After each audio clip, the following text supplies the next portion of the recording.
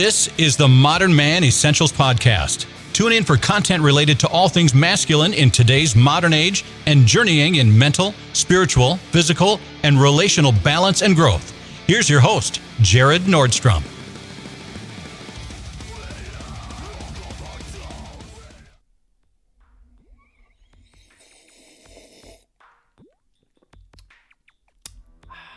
That's good. What's up, guys? Welcome to the show. First episode of the Modern Man Essentials podcast. I first want to give a shout out to our sponsor, Gentleman's Coffee Roasting Company. What is this I'm drinking right now? It's not a double IPA. It's not an aged single malt whiskey. It's a little too early for that for me right now, personally. It is a single origin Colombian medium dark roast coffee, and it's the best coffee around, guys. And it is roasted by me. I am the business owner of that company, and they are the ones who funded this nice mic and the camera in order to record our first podcast. So if you're a coffee guy, or if you've never tried good quality freshly roasted coffee, I am the best priced in town. I'm lower than the other local roasters, and my quality is by far way better. So if you want to support this podcast, if you enjoy the show today, if you want to get your hands on some awesome coffee and keep the show running, you can let me know in the Facebook group, the Modern Man Essentials group, or you can just give me a shout out via email, text, whatever. And that's about it, guys. So let's get on with the show and stay caffeinated.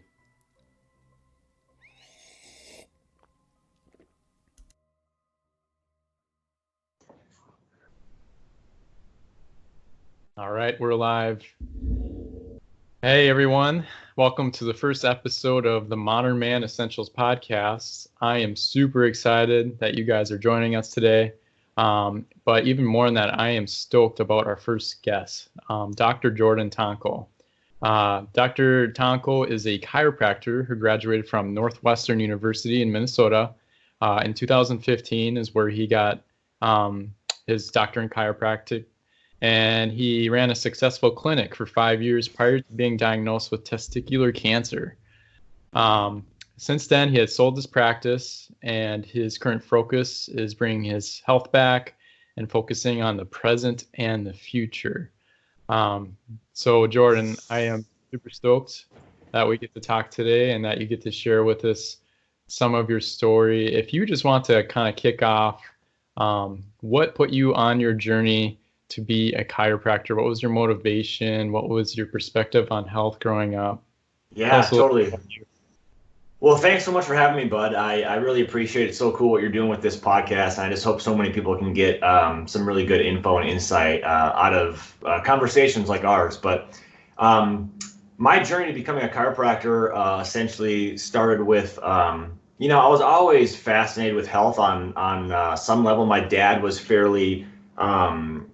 he was kind of a health Nazi when I was younger, always yelling at me for using the microwave and the food I decided to eat. And, and at that time, I'm 10, 11, 12, 13, 14, 15 years old, thinking he's crazy, nuts, like he's the oddball, and the older I get, the more I realize how right he was about so many things.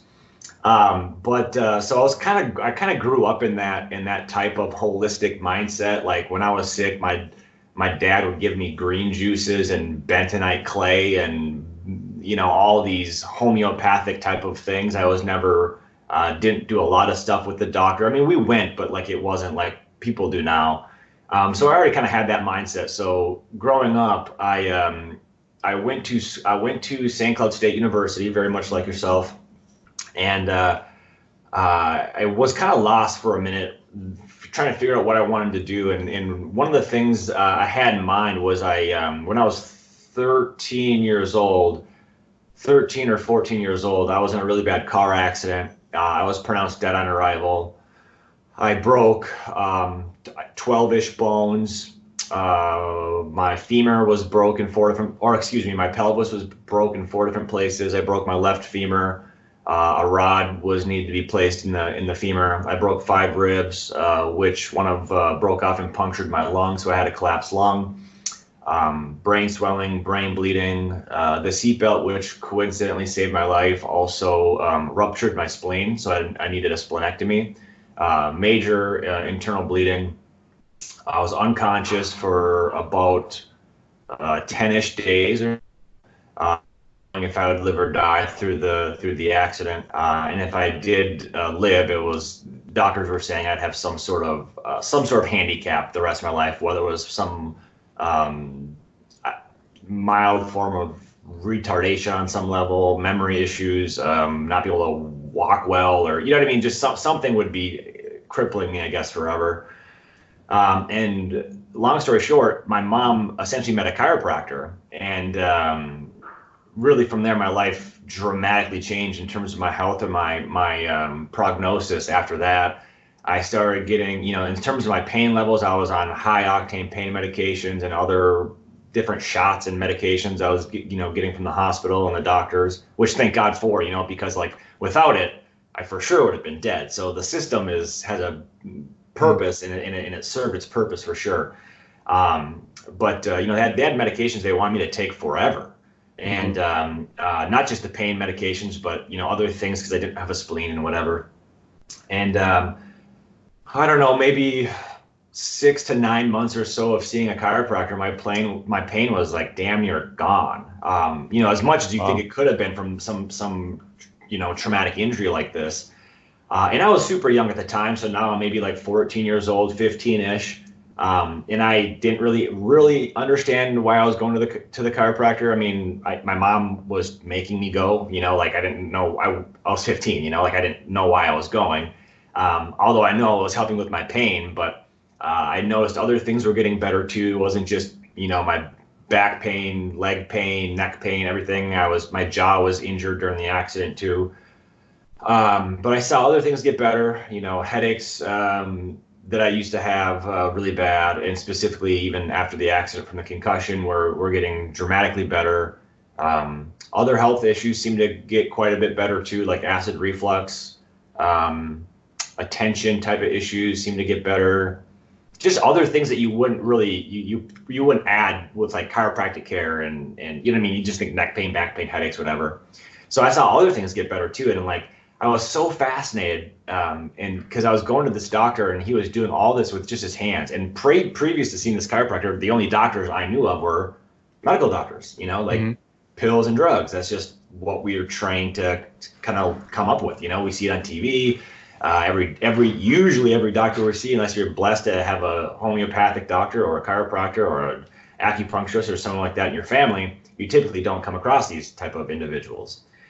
And I'm seeing this guy do this stuff with just his hands. And it wasn't just me getting these results. I was seeing like a lot of his patients. I would talk to them. I would see testimonials on the wall and people getting off drugs and medications. And I'm like, with his hands, like what? I thought it was so wild and it was so cool. So I was deeply fascinated with that.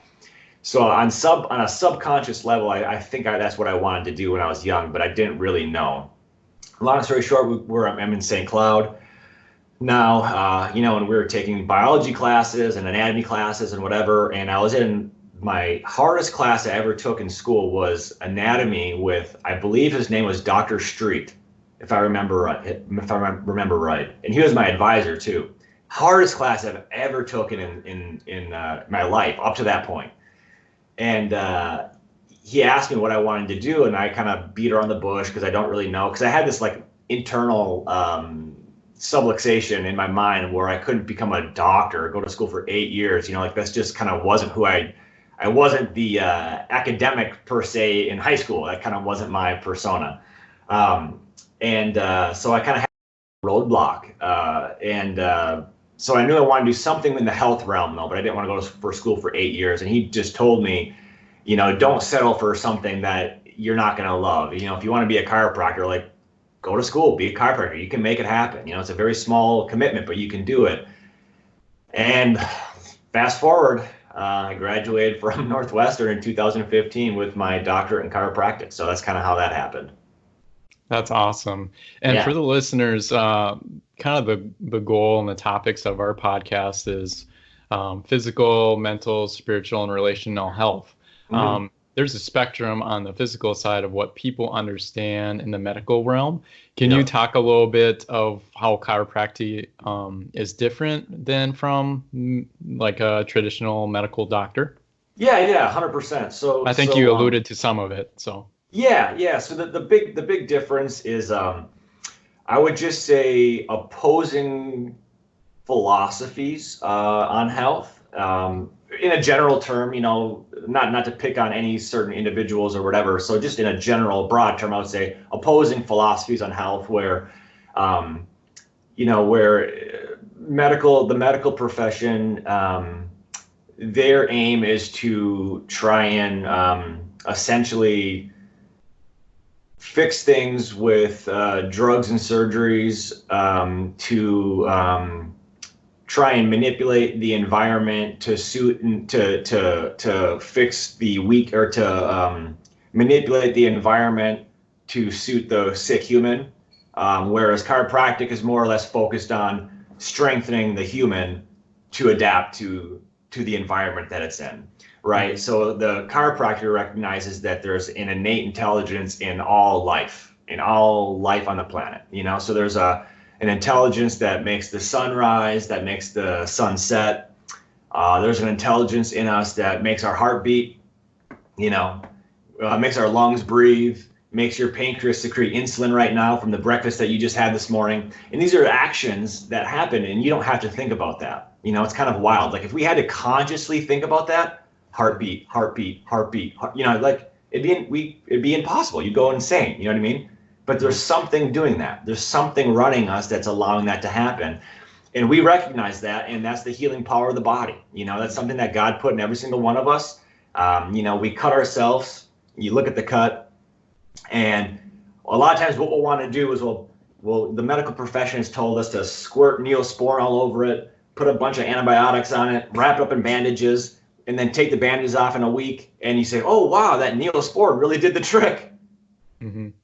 If I would have bandaged that sucker up and left all the other stuff behind, it would have healed regardless. The Neosporin didn't heal the cut. Your body healed the cut. Yeah, we didn't have Neosporin in our whole history of being humans, And I'm not saying there's not a place for that, or any of those things, but we a lot of times we give credit for the healing power to other things, whether it's the Tylenol, whether it's the acid reflux medication, the Neosporin. We give healing power to these other things when the body's is the one that does that. You know what I mean? And we don't consciously do that, but there's an innate intelligence that moves. The macrophages come to the site, it cleans the debris, new skin gets woven in together, creates a scab. Like, that's incredible. It's incredible. And we take that for granted. And that's something the chiropractor recognizes. So the chiropractor just tries to do everything in his or her power to remove any interference that could be caused in that healing potential, essentially. Yeah, that's awesome. I think when we met in college, I had a connection with you because I was very acknowledging that I think lifestyle has a big part on our health and our outcomes. 100%, yeah. And that was kind of the conversations that we would have. And to add on to that, I think we kind of went down different avenues. For people who don't know, I'm a ER nurse and I work in the modern medical model. And where I would say modern medicine comes well, and that's why I work here, is emergency medicine. If your arm's hanging off, let's fix it. Let's give you some pain medicine. If you have, if you need a surgery that's life-threatening, let's do that. But I think where modern medicine is failing and is weak is health and wellness and looking at the whole person. And there's so many problems that I see personally coming into the ER, where if people could just see the value of chiropractic, functional medicine, those types of things where you look at the whole body and look at healing and not just trying to treat the symptoms, that's where you guys are really leading. And not enough people know about it. And I want to give you guys credit and a thanks personally for me for that. Yeah, 100%, and I couldn't have said that any better. it's just the cool thing, and and I have such a deeper respect too for the mainstream medicine now with what I've been through in the last few years.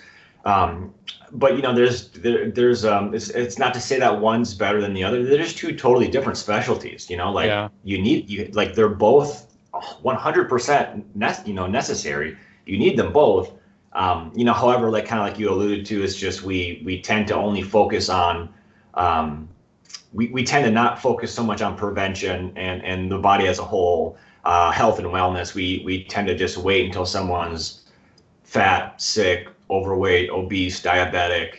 We wait until those things happen to then do something about it, where we know if you look at any of the medical literature, especially if you're looking at some of the top killers, whether it's heart disease or diabetes, cancer, these things take decades to develop. So it's like if someone has a heart attack, a week later, if you were to ask, if you were to tell them that you're sick, you're gonna have a heart attack, they're like, you're kidding me. I feel fine.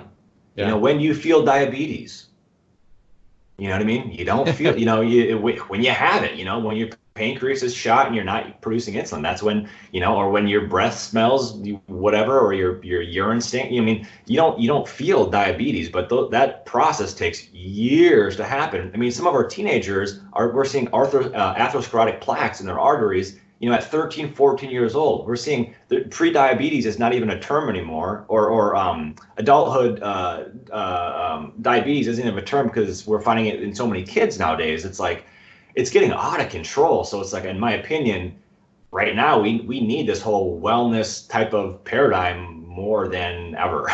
Yeah, absolutely. So tell me a little bit more about how, once you got your degree, you set up your own clinic, and tell me a little bit more about that journey. Yeah, so I graduated in 2015, early 2015, set up my own clinic. My wife is from Ames, Iowa. I'm a Minnesota native, as you know. And so it was either between opening my practice in Minnesota or going to Iowa. And I've always kind of had this thing where I didn't want to open my business or my clinic up where I grew up. I didn't want to have like family and friends coming into my office. It's just weird. I wanted like a whole new chapter in my life, a new area, a new journey. I just wanted to have something different. So we went back to Iowa and we opened up in Ankeny, and that would have been about maybe 8 months or so after graduation. Practiced there for about 5 years. Built an amazing clinic, great facility.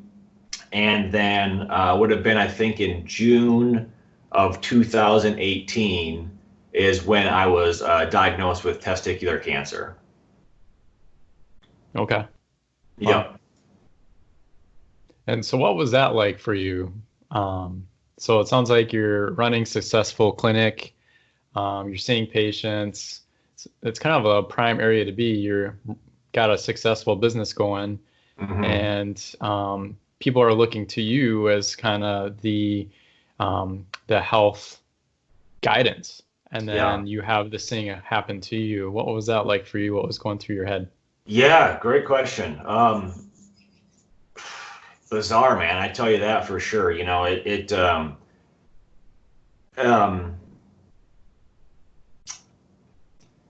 It's difficult, especially, you can probably relate to this on some level, but when you're the one who is supposed to be giving the health advice, and when you're the one, with the degree, with the expertise and whatnot, and you're the one who gets sick, it's kind of like, well, son of a gun, like that's not a very fun pill to swallow, so to speak. But it's reality, so the way it first started for me specifically was, I started having really bad back pain at the end of my shifts after seeing patients. And I knew what it was like. Some days when we have a really, really busy afternoon, and we would see 40 or 50 people in an afternoon, I was hurting. I was in pain, like from adjusting that many people in a 3.5 hour time frame is not super easy. But I knew the difference. So like this type of back pain I had was not the type of back pain I would have when I was busy. And as a classic male, as we tend to do this, so for any of your listeners, I would take heed to this advice. The whole like tough guy thing when it comes to your health, you're in pain, we put it off. We don't do anything about it. I'll get better. Like, that's the silliest thing to do. Like, that's something where I think we need to get a lot better at, as men, for sure, 100%, because it's disrespectful to our spouse. It's disrespectful to our family. If we're sick, if we're dead, if we're in the hospital, who's going to take care of your wife? Who's going to watch over your kids? Who's going to pay the bills? Like, it's a big deal. You guys need to stay healthy. So don't do what I did, but I put it off as kind of your classic male move. I did that for a week or two, but then I got to a point where it was so bad. I thought I had kidney stones because it was very close to where the kidneys sit. And I hear a lot of my colleagues would say things, it's kind of like the male version of pregnancy in terms of pain, kidney stones. I'm like, yep, I got it. Cause I'm like, I'm not a big, medicine guy, so to speak, unless you need it, you know what I mean? Clearly. But like, for me to take a pain medication, I need to be almost amputated, like it has to be pretty bad for me to do that. And I'm swallowing pain medications, doing anything I could to try and get this better, and nothing was helping. So my wife took me to the ER the next morning, and we did, everything came back normal that they were running. The last thing they had as a last resort was doing a CT scan. So I said, yep, let's do it. And they said they'll call me back within like 3 days or so with the results. They called me back in about 30 minutes, and they said that, Jordan, you don't have kidney stones, but we did find a mass underneath your left adrenal gland. And I was like, I heard that. I wish I didn't hear that, but I just heard that. And they wanted me back right away because the pain originated in the testes, in the left testicle. And I had that kind of slight pain over the course of a few weeks before the back pain started. But it's kind of tricky as a guy because the boys are kind of tender to the touch regardless of how you're palpating them, or you know what I mean. Like, I didn't know if it was just so just like I wasn't sure, but came back and did an ultrasound of the testicles. I had 2 masses in my left testicle. So again, they're thinking that's where it started, and now it has spread to my abdomen, and so that's kind of where that whole area started. And then from there, it was, and being a chiropractor, my philosophy, I wanted to stick to that, and I wanted to stick to my guns the best I could. And what I would tell people for years, it's like, we have that system for a reason. It's there for crisis care, crisis intervention. I don't think too many people would argue with me, even the mainstream medical establishment, but I do think that should be your last resort for whatever the health situation is, whether it's cancer, it's heart disease, it's diabetes, it's whatever. I'm a big fan of trying everything you can do, whether it's diet, lifestyle, holistically doing that first, because if that works, shoot, you just saved yourself either a lot of money, a lot of health negative outcomes, or a lot of other future things. And if it doesn't work, we got the backup plan, right? So that was a good plan B. So my plan A then was to do it myself with diet and lifestyle. And I don't want to say, and we can get more down to that rabbit hole a little bit if you'd like, but I don't want to say if that didn't work, because I think it definitely had its place and it helped in a lot of different avenues, but it just wasn't enough to slow down what I had going on. So I did end up having to resort to chemo and surgery. Okay. And then, so how long was your chemo? How many surgeries did you have? How long ago this course altogether? Yeah, good question. So so after the diagnosis, I politely declined chemo because that was the oncologist's first recommendation, clearly. Mm-hmm. And I became a vegan right away because that's kind of everything I was reading, I was hearing about, kind of the best way to approach an anti-cancer diet, from my knowledge at the time. I did the Gerson therapy for about 6 months, religiously for 6 months. I lost about just over 40 pounds doing that. My smallest was, I think, 127 pounds I got down to. And my pre-diagnosis weight was like 168, about 170, almost 172, wow. Somewhere around there. Yeah. And I did that. And that unfortunately wasn't really slowing it down. And the mass in my abdomen had grown big enough to the point to where it was crushing my kidney, causing what's called hydronephrosis. Yep. So essentially, the kidney can't expel urine through the ureter, and if I don't know if you have any experience with that, but it is an extremely painful situation, like awful, like very bad. And it's very scary because I had to go to the bathroom, and I would go to the bathroom, and I had to go, and nothing would come out.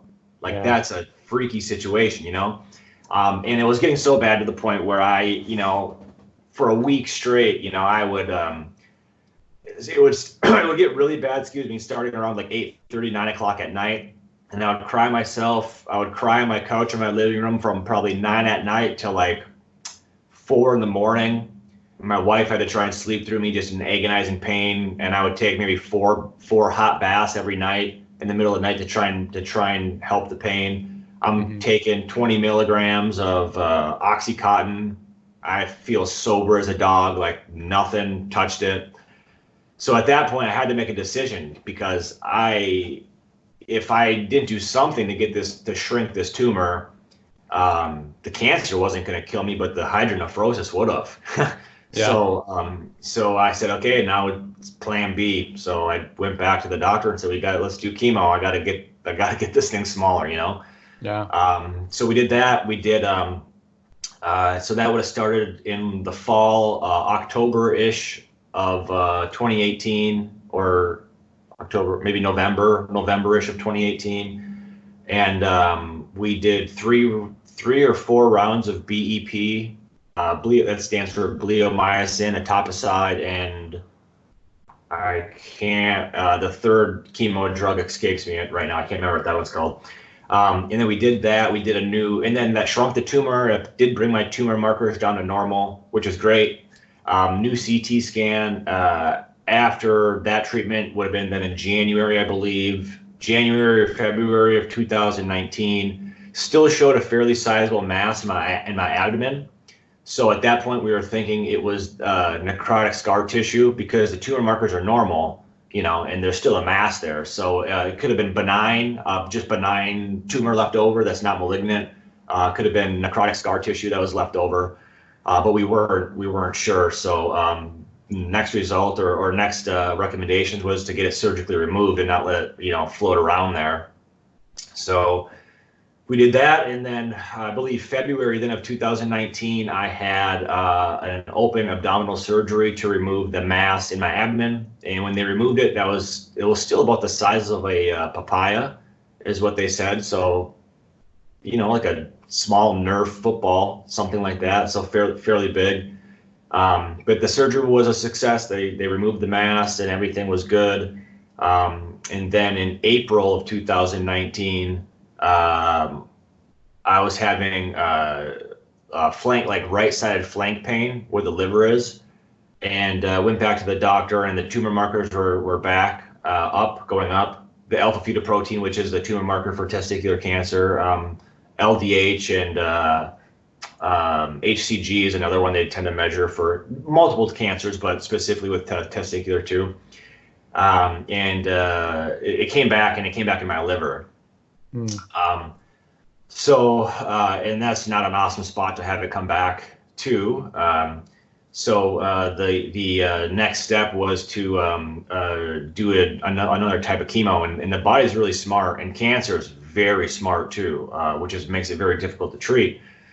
So they wanted to, I was referred to an oncologist in Iowa City to kind of do next steps, and that was to do high dose chemo, 2 rounds of high dose chemo to hopefully wipe this thing out for good. Because if you keep on doing lower doses of it, unfortunately, the way that kind of works is the cancer can build up a resistance to the chemo and to the drugs that you're trying to treat it with, and then you're kind of screwed if that's not going to work. You know what I mean? So the whole philosophy was to throw everything we could at it to hopefully eradicate it completely, so hopefully it never comes back.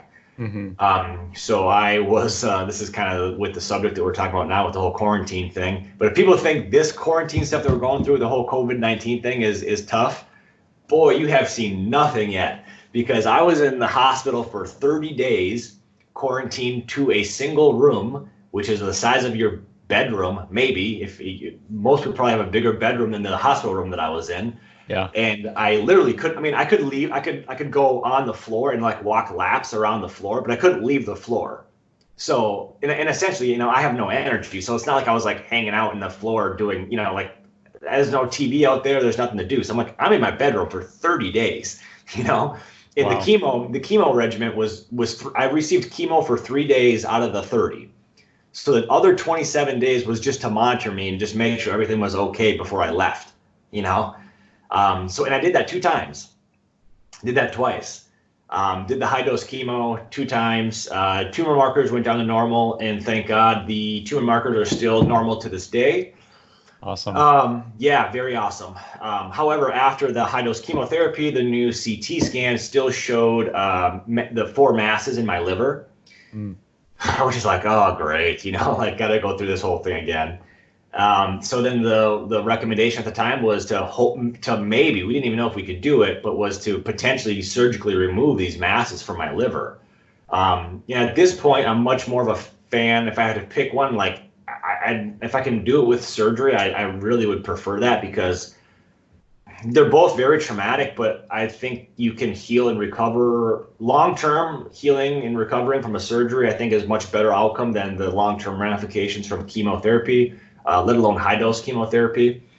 So I said, all right, let's get these guys out of there, and thank God the surgeon down there in Iowa City said he felt confident he could do it. And it's really tough because all the masses weren't like in one lobe of the liver. They were kind of in 2 separate ones. So, but long story short, he was able to remove all the masses from the liver with clear margins. So he took about 50% of my liver, 55, 60% of my liver away. Man, that was only like I think that was in early February of this year. 2019 or 2020? Oh, crap. Hang on. So the surgery was in there. Yeah. No, that was in 2020, because my high dose chemotherapy was at the end of the year in 2019. Yep. So then the liver surgery was in January, probably January this year. It was like 3 months or less ago. Wow. Yeah, and here I am. That's awesome, man. Yeah. It's so cool that, I mean, there's people who have their lives dedicated to this, like the surgeons and, the docs. And there's definitely people who are in it for the right reasons and have the right hearts. And this is just a sidebar to the listeners. There's so much value in hearing people's stories and journeys, and kind of knowing the struggles of what it's like to go through a disease process. But by no means, everybody, this is not a medical advice. This is Jordan's journey, and there's value from what he has to say. But I mean, if you ever have an issue, get checked out. But going back to the conversation, so cancer-free right now? Yes, sir. Yeah, as far as we know it, I'm cancer-free with Dr. T. So that's awesome. Yeah. And so you said they remove 50% of your liver. Liver can grow back over time, right? Yes, sir. Yep. The only organ that we know of, at least at the moment, that can regenerate. So I probably have dang near close to 100% of it back. And I know he said it'd probably take 2 to 3 months, and I'll have it about 100% back. Yeah. Wow. That's faster than what it is faster than I thought too. I'm thinking maybe 6 to 12 months, and I might have the whole thing back. And he told me it would be about 3 months or so. I mean, I'm sure probably 3 to 6, give or take. And depending on your lifestyle, if I don't drink alcohol, but the more you damage, that can slow things down, because the liver's burdened with other things. It's gonna, slow it down. And the more you do those type of things that put the liver under stress, the bigger the liver needs to get to handle the stress. So. And the liver is such an interesting organ to me. I think it's like the unsung hero. And the past few years, I've just learned so much more of the importance of the liver. But that can be a conversation for another day. Oh my gosh, we could have a whole podcast on that. I mean, to be honest, everything about the human body just fascinates me wildly. The more I learn about it, and the more I learn that we know so little about all these things too. Yeah. And then as soon as I feel like I got it figured out, it's like, I don't think I had it figured out. I don't know. That's kind of the beauty of it too, though. Yeah. So, what was this like for your mental, emotional? What was that journey like? I mean, did you have your highs and lows? How did you get through it? Yeah, good question, man. Yeah, it was mentally exhausting, emotionally exhausting. It was really, yeah, man, it was really tough. Probably even harder on my wife than it was myself. Sure. Because if you have a disease, specifically with cancer, but I'm sure that people can relate to this with almost anything that's a chronic disease like that. But the caretaker takes a blunt of the blow with a lot of this stuff. It's just so much to process. It's like, especially when you get maybe bad news and you're starting to process emotions of maybe having a loved one leave the planet. And then you become almost okay with, I don't want to say okay, but you almost become, I don't know how to say that. I think you guys kind of catch my drift, but like almost okay with those emotions and kind of gotten to the point of acceptance, and then getting good news again, and then trying to get rid of those emotions because now you have hope, and then maybe getting bad news again. So you're on this emotional roller coaster, does this up and down, and it's very exhausting. But some of the biggest things that really helped me with that is my wife. Number one, having a solid support system with my wife and my family, my in-laws, my parents, people that take me to and from appointments. My wife is my biggest fan, my supporter, my biggest cheerleader since day one. Supported me with anything I want to do, any decisions I want to take this.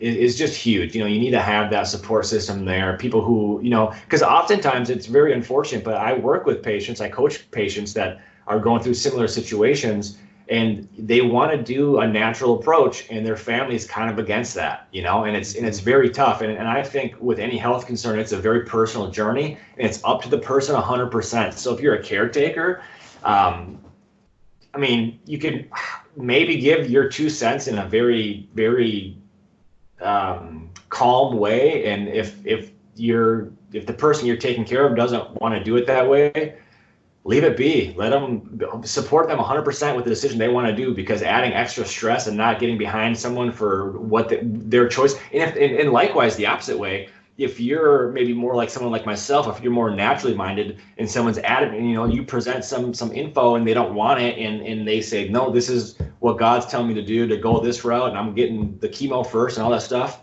leave it be 100%. And support them through that. You know what I mean? Like, you can give them tips and helpful stuff throughout the way, but pushing someone through that stuff is not a good idea.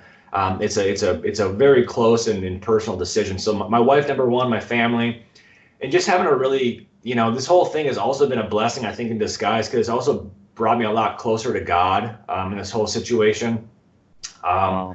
And just having the faith in why things happen, and just in faith in Him, and knowing everything happens for a reason. And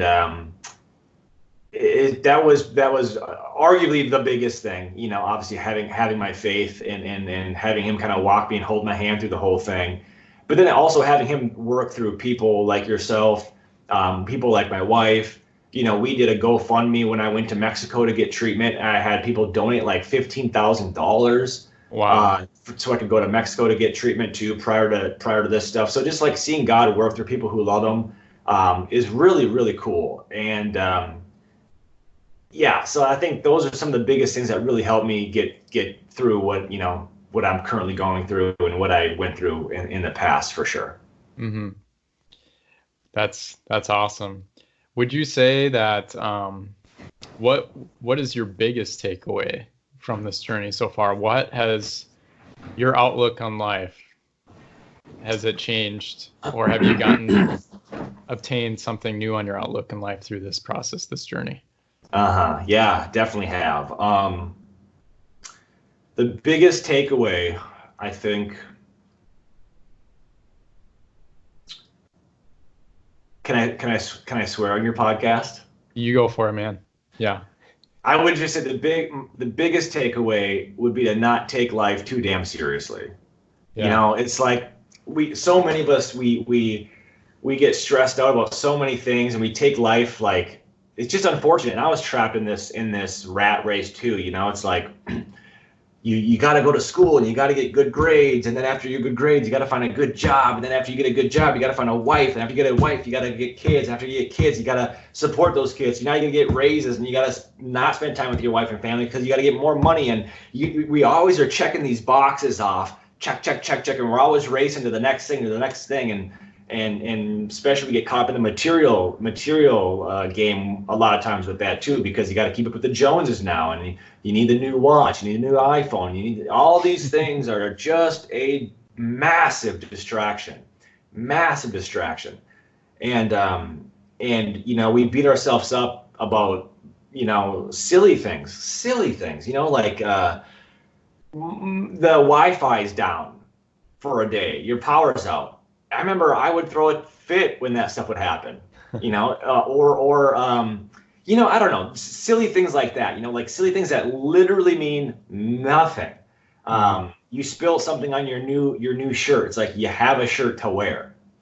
You know what I mean? Like we there's so many things in life that stress us out, and especially when it comes to like us as humans, as our appearance and what we look like, what people think of us. It's like, one of the things I've really learned through this, because I had kind of go through this, because I had at one point, I know it's like my hair is coming back with a vengeance now, and I'm actually growing my hair out. But there was a point where I had, for a year of my life or more,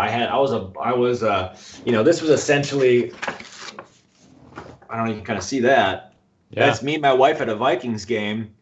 But, I was bald everywhere for a long time, and that's tough, especially like when you lose the hair on your head, it's not bad, but when you as a man losing your facial hair is like it's it's really, I don't know, it's just different. Like when that's just like part of what makes you a man, like your facial hair, like that's, I don't know, but when you lose that, that's like really tough. It's it's like really hard, just from my experience at least. And, I had to wear a mask around everywhere, and, I got everyone looking at me and judging me and whatever they're doing. I know they're doing it. But we let just silly things like that, almost ruin our joy or happiness in life. And I've kind of just realized this. Life is just a game, Games are meant to be played, so involve yourself, but they're also made to have fun, like, we're never going to look back and say, oh man, I wish I was more conservative with how I dress, and I wish people really, people judge me for what I did this, or the tattoos I have on my body, or the way I did my hair. And we take so much to that, like it's insane. Like, I don't want to do this because what will people think of me? It's like, who cares what people will think of me? Do you think it's cool? Like, I don't know. I think that's one of the things that I really got from this whole experience too, Jared, is like, not just with that, because I think that's that makes us unique, is that like God gave us every single person, made them individual, made them everyone has unique characteristics, and that's what makes us shine. That's what makes us so attractive to other people, is showing those things that make us unique, and the things that we like and whatever. And we hide that so often, and we dampen the light of what makes us unique and what makes us shine to try and appease the crowd. It's just like, I am so down with that. So for the longest time, I thought dreadlocks was the coolest hairstyle, and I thought it was wild. And I'm like, that's so cool, but I don't have the balls to ever do it. And I'm growing my hair out, and I'm getting dreadlocks. Awesome. I don't care what people think. I'm getting dreadlocks and a big beard, so that's what I want. So that's awesome, bro. Yeah. That's probably my biggest takeaway. Don't take life too damn seriously. Have fun. It's a drop in the bucket, because when you're getting really close to death's door, I've been there a few times knocking on the door, and you don't care what kind of car's in your garage. You don't care how much your house costs. You don't care, what your wardrobe is like. All you want is spend time with your close, your loved ones, your wife, your spouse, your friends. Those are the things you remember when you're getting close to the end. You don't remember what kind of car you drove, or what outfit you bought, or what hairstyle you had. That stuff's silly. It's so silly. Yeah. That's so good, man. That's so good. If you were to go back in 5 years and give yourself advice, if you were to meet yourself 5 years younger, Would that be the advice you'd give, or would you tell yourself something else? I'd for sure say that. I'd also say get a life insurance policy. Okay. If you're a young guy, maybe you just graduated high school, maybe you just graduated college, you're looking for a job, you kind of want to know what steps to put in place, like that I need to do. That's a big, I mean, it kind of sounds silly, like, but I think it's great advice, especially when you're young and healthy. You're 22, 23, 24, 25 years old. Even when you're like, I got it when I was like 28 or some 27, maybe, I don't know, 26, 27. But I paid like $22 a month for like $1.5 million policy. And come on, that's like a Netflix subscription, like for sure. Yeah. And believe me, if something happens, which I hate to say it or sound pessimistic, but just the way the world's going, the numbers, at least right now, I hope they do, but they're not dropping at least anytime soon. I don't think. Hopefully they are, but looking at the trends, that's not the way they're going. So I think it'd be extremely wise to do that. Don't take life too dang seriously. And also the things that we try and take that we oftentimes take for granted. And unfortunately, it takes a lot of times a massive health concern or some sort of crisis in our lives to acknowledge the things that really matter, like whether it's scheduling that date once a week with your spouse, with your significant other, your partner. When we get busy, those are the things that tend to go first. Maybe you skip church or you skip synagogue, mosque. You stop reading your Bible. Maybe you had a certain day of the week when you would spend time with God, pray, whatever. Those are the things that we tend to put on the back burner when we're busy, because you gotta see patients, or you gotta do this, or you got a 409, or your boss needs you here. It's like those are the things we tend to put away, and we take advantage of those things and say, oh well, they'll always be there. The Bible will always be there. God will always be there. My wife will always be there, and it's like, at the end of the day, that's my currency. Like I wasn't looking at the currency. I like, oh man, what a great life looking back. I have, I've saved up $100,000 in the bank, and what a great, like the currency is the time with your loved ones and your family. And that's the stuff that we remember. So I think another thing I would have told myself is make sure you act as if that's your currency now, and really live every day like it's your last, as kind of cliche as that sounds, but. Yeah. Dude, that's so valuable, and it's such a good reminder that you're able to share that with us. There's so much power in a person's story. I really believe it. And if we can 100%. Learn from one another and become better men, collectively help each other, I think that is really a great currency as well to empower us through our life. 100%. And I just think it's so cool what you're doing with this podcast. And I really hope it grows, and I'm going to pray over it. And I just hope more guys tune into stuff like this, because I just think it's something that's so valuable. But again, I think it's something that's missing greatly within the world. Having a network of men to help other men. We it's just almost like it's a taboo kind of. When we grow up, it's like, oh, guys don't cry, guys don't share feelings, guys don't talk about stuff. Because we're men. It's like, oh, that's the worst advice that the media has portrayed on men. For years, that's another thing I would do. I would encourage the guys listening to do. When you feel like crying, cry. Like there's nothing wrong with crying. I cry not as much anymore, but I still cry often. And I used to cry like every other day for like a year, and it was emotionally healing. Like it was detoxifying to get those emotions out. That's one of the way the body releases that type of stuff, past traumas, past emotions. So to put this whole thing, with guys, sorry, I'm kind of going on a tangent, but yeah. That's another advice I would say, cry. Feel like you got to cry, get a good cry out. Absolutely. And I mean, that's the same experience with me. Is I feel like guys, there's this culture, and whether it's right or wrong, of how we have to be strong, we have to be independent and isolated and not need help. And I think that's the farthest from the truth. I think you won't live a full life if you live that way. And it's 100%. Good to have each other, good to learn from each other, to be a little bit vulnerable sometimes, share a story, because it can help others. there's nothing wrong with a little bromance, No, carry each other not through. at all. So For sure, 100%. Thanks again so much for sharing your story. This is going to be a question I'm going to be asking at the end of every podcast. What are you doing now? Whether it's mental, spiritual, physical, whatever, to try and make yourself a better man today? What are you working on personally? Yeah, good question. A few things. I guess number one is physically, I would say, is just getting my health back. And I think that's really important for us, for us men to take seriously too, because because not only do you need that for if you want to really dodge some of these top killers in the country, but I always just think of it in the light of how can I be a better husband?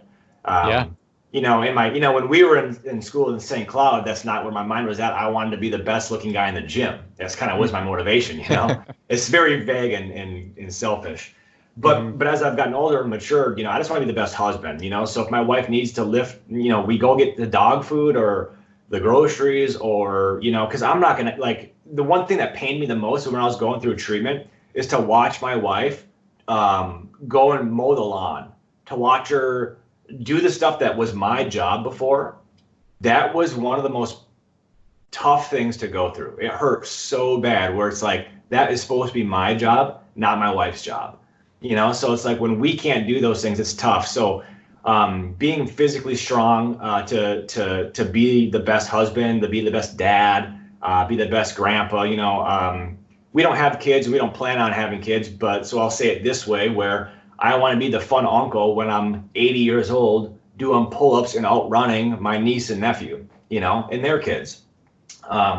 So I want to be that person. So just physically getting into the gym, staying there as much as I can. Unfortunately now with the whole virus stuff that's going on, I'm doing all my home gym stuff as I can. So I'm kind of switching my workout to plyometrics, which is good to keep the body guessing anyway.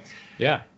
Spiritually is just committing myself to spending time in the Word every single day. And again, I don't think, whether someone's religious or not, I just think connecting with a higher, maybe this sounds religious, but, I don't think many people disagree that there's a higher power of some sort that's out there, and if you don't agree with that, whether it's meditation or whatever, but connecting with a spiritual source on some level, I think is extremely important. There's too many things I think in this world that we have that are that we can't answer, and frankly, I don't think we'll ever be able to answer, and that's where faith comes in. So I think that's been a huge part with my journey too, and I've been really fascinated with the Old Testament lately. And the Book of Remembrance and some of the lost books of the Bible. I've been really fascinated with those lately. So that's kind of where I've been taking a lot of my time into, spiritually, physically, and mentally. I guess just staying really grounded, and also just making sure now trying to take my own advice that I'm giving your listeners. So my wife and I have a date night every single week. Trying to make sure those are priority number one during the week. Those don't get canceled. And also just taking my advice with not taking life too damn seriously. To get upset nowadays for me takes I don't want to say it's impossible, but it takes a lot for me to get upset. It's not worth it. It's just I don't know. I just think of life almost as a game. And we get to choose how we react to everything. We don't necessarily get to choose the situation that we're in, but we can choose how we respond to it, and that can make the biggest difference. So, yeah, that is awesome, Jordan. Thank you so much. This is a perfect first episode because I think we're setting up the value of life, of living life, and trying to not take life too damn seriously, of enjoying the things that we have in the moment of each day. And part of that is just being a man and not being a man selfishly, but saying, what can I do better for the world and myself? Because we have to take care of ourselves as well, but for those around me. And I think your story is really sharing that and setting that up. And I think it's going to send a good trajectory of what this podcast is about. So appreciate that. Thanks so much. All right. Thanks again, Jordan, for having the show. And, maybe we'll have you on again someday and talk about some other topics. Yeah, please do. I think we can have some fascinating conversations on a plethora of different things. So thanks so much for having me, man. I appreciate it. Absolutely. You take care, okay? You too.